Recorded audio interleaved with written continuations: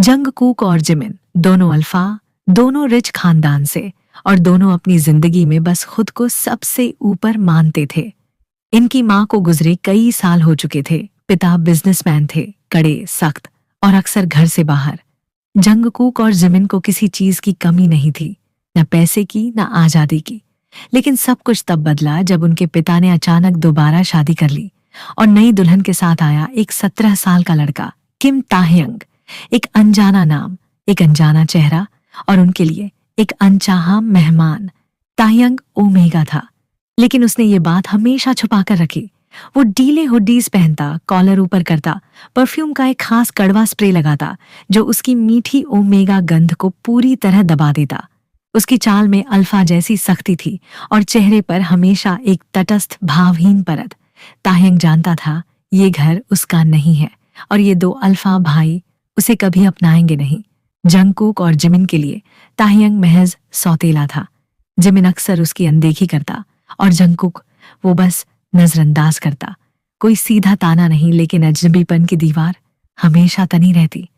ताह्यंग अपने कमरे में ही ज्यादातर वक्त बिताता, किसी को अंदर आने की इजाजत नहीं, और सच कहें तो किसी को जाने की जरूरत भी नहीं पड़ी।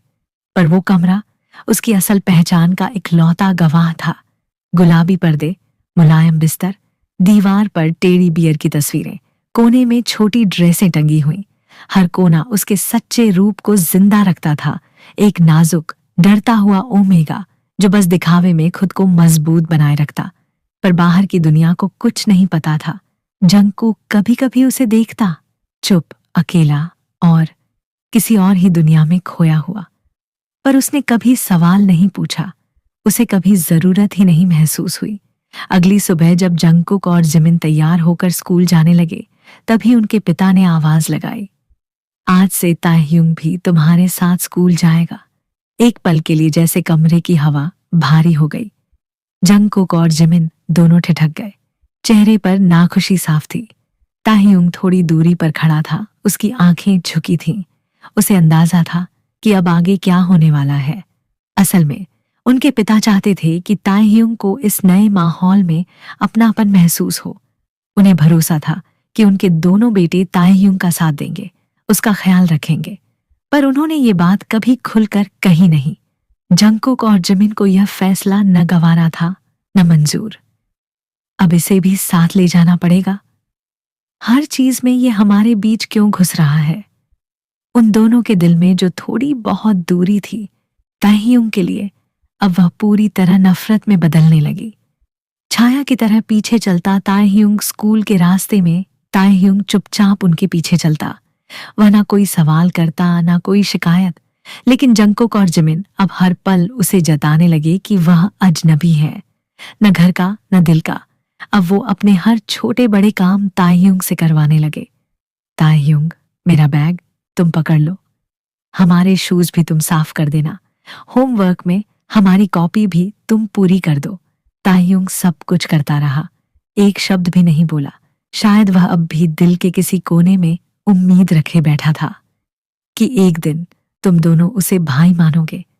मगर तुम दोनों उस उम्मीद को हर रोज कुचलते रहे, कभी शब्दों से, कभी चुप्पी से।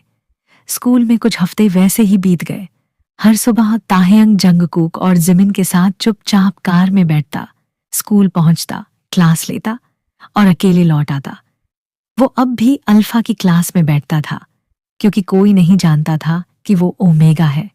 और जंगकुक जिमिन के लिए वो एक अजीब सा चुप रहने वाला नकली अल्फा था। एक दिन ब्रेक के वक्त ताह्यंग स्कूल की पिछली गैलरी में बैठा था जब एक नया चेहरा उसके पास आया। नाम था किम जिन, ओमेगा सेक्शन का टॉप स्टूडेंट, शांत लेकिन होशियार।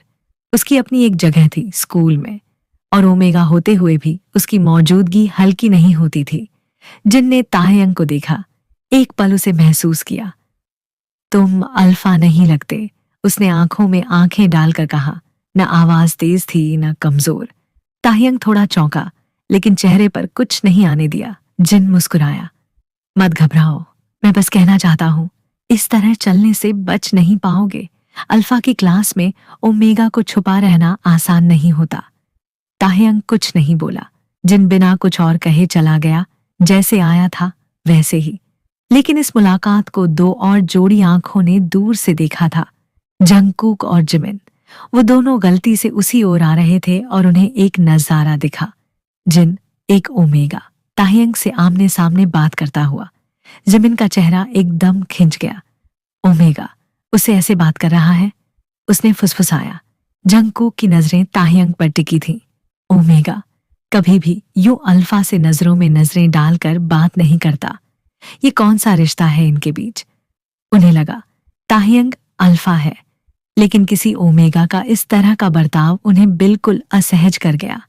और पहली बार उनके अंदर एक हल्की सी जलन, खींच और कब्जे जैसी भावना उठी। ताहियंग, जो अब तक उन्हें बस बोझ लगता था, अब उन दोनों की निगाह में किसी और की नजरों में आने लगा था। और अल्फा कभी ये बर्दाश्त नहीं करते